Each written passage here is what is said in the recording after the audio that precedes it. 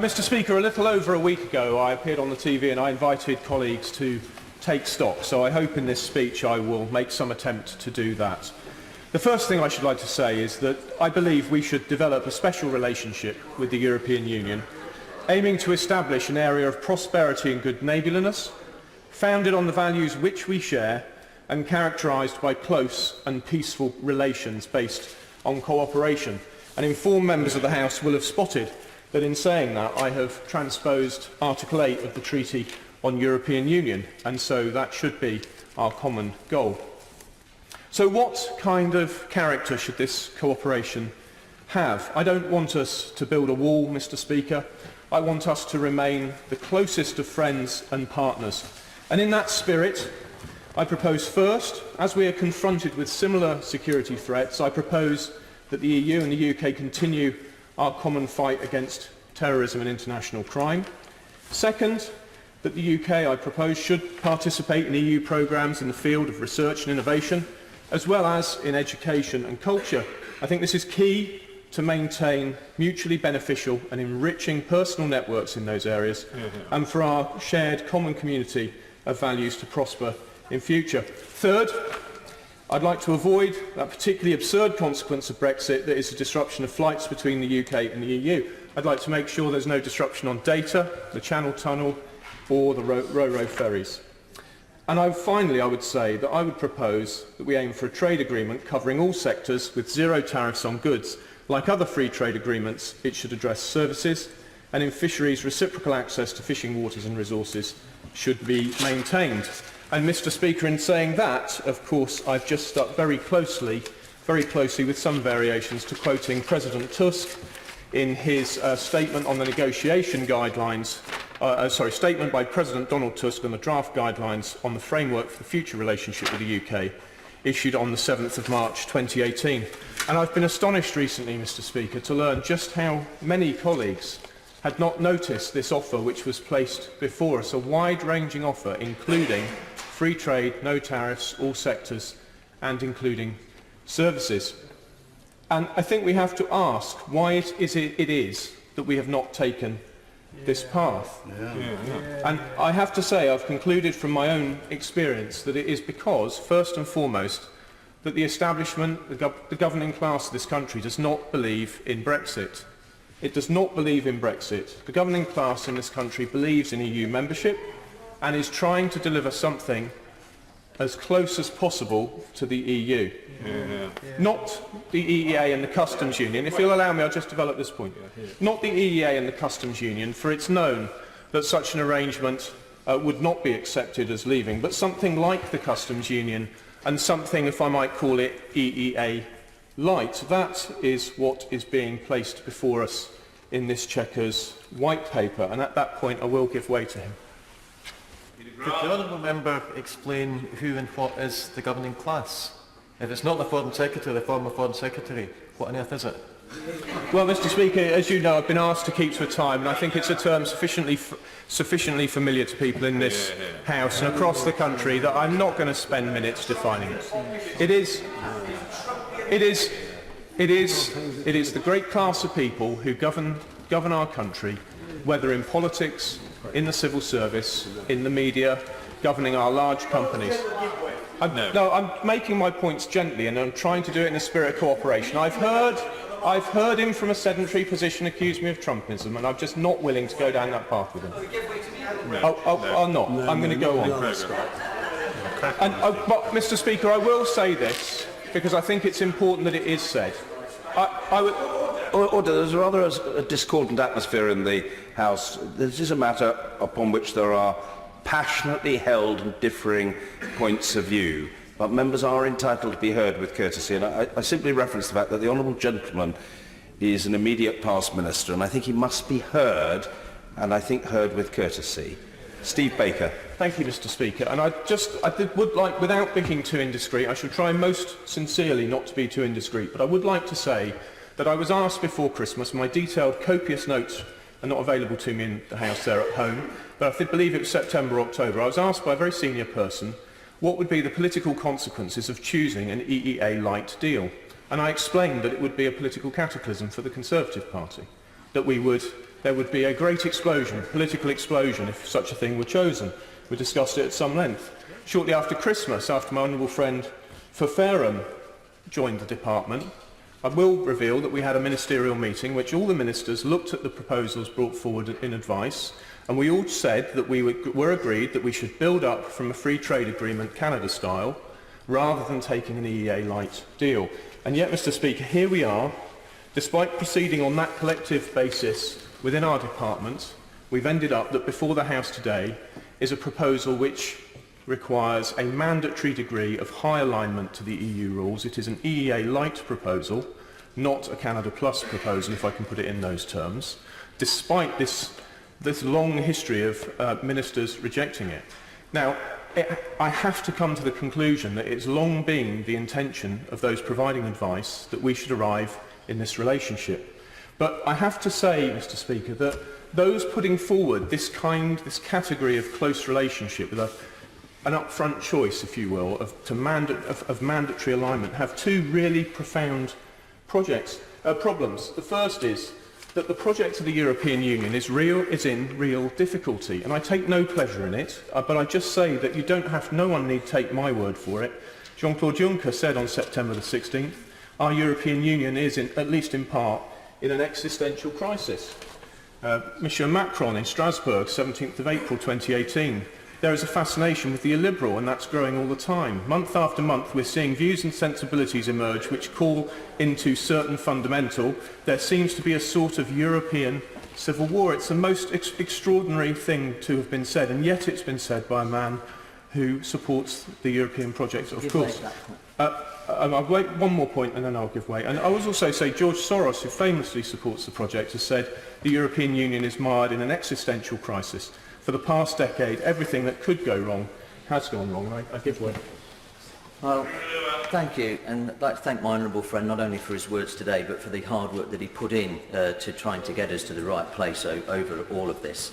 His comments lead me to ask that does he recall that it was the view of myself as an MEP at the time, but also of the British people, that this very direction of travel of the EU, this concept of the EU not as a static and safe, solid entity that we're entering some sort of new relationship with, but an organisation that is moving in a very particular and disturbing direction that led the British public to make the decision they made, and therefore it's our responsibility to fulfil it. Well, Mr. Speaker, I do agree with him, but I think what I should extend his remarks by saying is that it is clear that across the European Union the project is running into the problem, and as proponents of the project have said, it is running into the problem that it lacks democratic consent for what is being done. And this is a profound problem which should alarm all of us. I think if you look at Hungary, almost 70% of the vote share is for parties which could be considered populist. In Germany, AfD has risen from obscurity to be the third largest party, forcing Frau Merkel into a coalition, an unwanted coalition to keep them out. In the Netherlands, the major parties announced they would do everything they could to keep the so-called Freedom Party out of power, refusing to form coalitions with them. And that was despite the Freedom Party getting the second largest share of the vote. Italy, I'm very grateful to the Italian Parliament for passing a helpful motion, but I hope they will not be offended if I say that their parties are not necessarily considered the mainstream. But this rejection of the status quo in Italy is indicative of a trend right across Europe where politically the project is being rejected.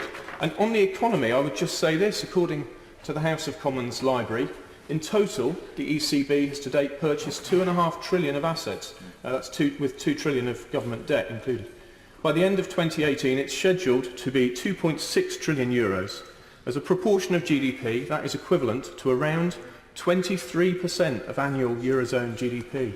This is the most extraordinary economic and monetary period in history. And I personally believe that the distortions sown by QE on such a scale will unwind. They will unwind in a very harmful way. So that is the first problem. I'll just make this point and answer. That is the first problem which is faced by those who propose a high alignment scenario like this, is it seeks to cling on to institutions and a kind of political economy which is running out of public consent and which has economic difficulties. Can I thank the member for giving way and for the speech that he's delivering? I'm glad that he's using the statistics from the House of Commons library that he clearly believes. As a former minister, will he maybe reflect on the statistics that the UK government put together showing just how disastrous every form of Brexit would be? Well, grateful to him, but I'm afraid I'll just refer him to the answer I gave to the related urgent question, which I think I'll stand by for a very long time. The second point I'd make, Mr. Speaker, is I've received some private communications which reinforce my view that, unfortunately, the establishment believes that any deal will be voted through by this House and is working on that basis. And I have to say it's with some horror that I face the possibility that that might be the consideration which is being borne in mind by negotiators. Because I don't believe for a moment that it is true, Mr. Speaker. I believe that the Scottish National Party will always vote in a way which reinforces their hopes of secession from the UK, and that is bound to mean voting against any agreement. I believe that the Labour Party, for all the good faith of the Shadow Secretary of State, I believe in the end the Labour Party will vote against any agreement. Any agreement. Now that means, therefore, that this is a deal which, whether people like it or not, however impartial they may be, they must bring forward a deal which can be voted through by the Conservative Party. Now, Mr. Speaker, a number of 40 has been bandied around in this House over the last few days. And I'm sorry to say, it gives me no pleasure to say it, but the thing I have to say is, and the rest. People who have said the number 40 are not out by a fraction when they come to consider the number of members who don't like this deal on these benches and are willing to vote in line with that dislike. They are out by a factor, Mr. Speaker, not a fraction. That therefore means that people must face up to the difficult truth that a high alignment, a Brexit which requires a high degree of permanent alignment to the European Union, will not go through this House of Commons. It will fail. And those are the two difficulties which officials must face up to. I will give way to him briefly, and then I want to try and move to a conclusion. I thank the honourable gentleman for he's being very generous. Could we just confirm then that he is effectively saying that Chequers is absolutely dead in the water? The implications of that are enormous for the Secretary of State, who is about to go to Brussels to meet with Mr Barnier. How is he supposed to do that? On what basis is he conducting those negotiations? And if the right honourable gentleman could also say what his plan would be, what the alternative would be, that would, I think, be very useful for the House. Well, Mr. Speaker, I am about to come on to what my alternative is, but I won't have words put in my mouth. I said when I appeared on the television last Monday that this was a time for reflection and taking stock, because the choices before this country are grave now, and every member of this House, on whichever bench, needs to think extremely carefully about how we go forward. So I will not have words put in my mouth, but what I have said from my knowledge, and I believe in it. And I think no one should plan on a high alignment deal going through, an EEA-light style deal going through this House. There are, I think, three key steps which should be taken. There are three key steps, Mr. Speaker, which should be taken as we go forward. The first is that those in the UK, who I would call the establishment, the governing class, those who create the climate of opinion, they must accept the referendum result and its consequences. I would encourage them to look at President Tusk's statement on the guidelines of March, because the red lines which the British public expect us to fulfil imply that the common landing ground of our relationship with the EU, which I spelled out taking words from his statement, is that partnership on security, some participation in research, innovation, culture, education, dealing with the absurd consequences which would otherwise arise, and having a free trade agreement in the style of a normal FTA, not the style of the EEA-like. So that must be embraced. Secondly, the government should table legal text, and I refer the House to the PMQ raised by my right honourable friend for Horton, Price and Howden. That legal text should include a solution for the border in Ireland.